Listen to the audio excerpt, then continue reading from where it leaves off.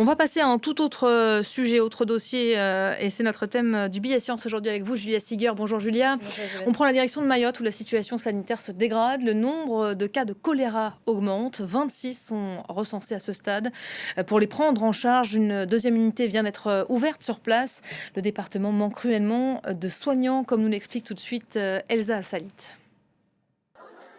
Un traitement préventif distribué aux cas contacts et une campagne de dépistage qui s'accélère. Depuis l'annonce de nouveaux cas de choléra à Mayotte, l'agence régionale de santé multiplie les opérations de terrain. Cette habitante de Koungou est venue faire vacciner ses enfants. J'ai peur parce que si le choléra ça vient, ça va être, on va mourir. Du coup, je ne veux pas mourir avec mes enfants. En attendant l'arrivée de renforts dans les prochains jours, le centre hospitalier de Mayotte a ouvert hier une deuxième unité choléra. La première, capable d'accueillir 14 malades, est déjà saturée. Les autorités sanitaires espèrent contenir la propagation dans la commune de Koungou, mais certains élus craignent que l'épidémie ne se propage dans les quartiers densément peuplés de la zone urbaine. Voilà, on revient donc sur l'ouverture de cette deuxième unité choléra à Mayotte et ce nombre de cas pour le moins élevé. Vous allez nous dire, Julia Siger, bonjour. Le décryptage du billet science. Déjà, peut-être commençons par le tout début. Le choléra, c'est quoi exactement? Quels sont les symptômes? Alors le choléra, c'est une maladie qui provoque une forme aiguë de diarrhée qui peut effectivement provoquer la mort en quelques heures faute de traitement. C'est une maladie qui se propage au travers d'une bactérie qui est extrêmement mobile et volatile qui s'appelle le vibrion cholérique et qui donc va se transmettre au travers de la nourriture contaminée mais surtout au travers de l'eau contaminée, au travers de sels contaminés. Et c'est donc vraiment la maladie la plus liée à la pauvreté puisque c'est directement lié à un accès insuffisant à l'eau potable, à l'eau salubre et donc directement lié aux services d'assainissement de base.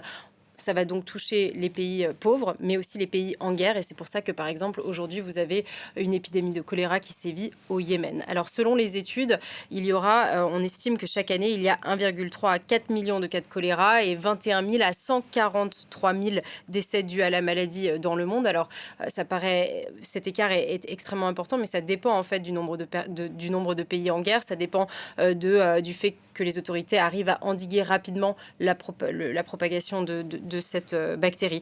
Alors, il faut savoir que pour la plupart des personnes infectées, en fait, ils vont avoir très peu de symptômes, des symptômes bénins que l'on va pouvoir vraiment traiter rapidement avec des sels de réhydratation. Pour les cas graves, on va aussi pouvoir les traiter, mais encore faut-il pouvoir amener le traitement à temps avec là des perfusions liquides et d'antibiotiques.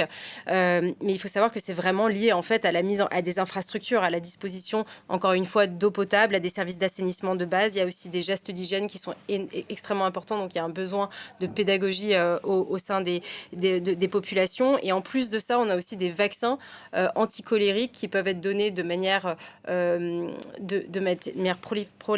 prophylactique, c'est-à-dire qu'on peut les donner à des cas contacts, par exemple, pour éviter une flambée des cas. Vous avez actuellement une stratégie mondiale contre le choléra sur la période 2017-2030 pour essayer de réduire de 90% le nombre de décès liés au choléra.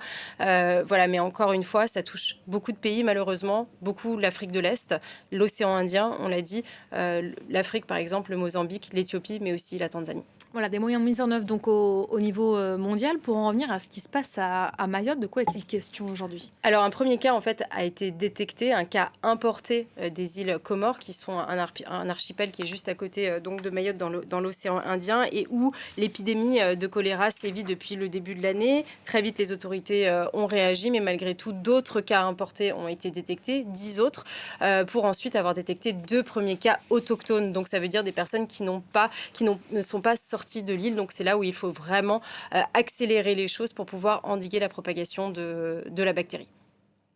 Comment lutter contre le choléra? On parlait de ces moyens mis au niveau mondial. À Mayotte, qu'est-ce que l'on peut faire de plus? Alors, on l'a vu un peu dans le sujet, mais c'est sûr que l'ARS donc, a annoncé qu'ils ont renforcé surtout les interventions de terrain. Ils ont mis en place un centre de dépistage. Donc, concrètement, ça ressemble à ce qu'on a pu connaître pendant le Covid. Les personnes qui sont cas contact ou qui commencent à avoir des symptômes vont faire un test antigénique rapide. S'il est positif, ils feront ensuite un test PCR en laboratoire. Il y a des opérations de vaccination aussi, je vous le disais, préventives auprès des personnes qui sont des cas contacts également, des maraudes sanitaires qui ont été organisées surtout autour des zones urbaines. Vous allez le voir sur l'île, autour par exemple de la ville de Mamoudzou ou Koungou par exemple, qui sont des villes extrêmement peuplées. Vous avez beaucoup de bidonvilles dans ces centres urbains. Je vous rappelle quand même qu'à Mayotte, vous avez un tiers de la population, c'est un département français, vous avez un tiers de la population qui n'a pas accès à l'eau courante. Donc voilà, ceci explique aussi cela. Le centre hospitalier de Lille a mis en place, vous l'avez vu, une unité de choléra, mais elle est déjà saturée.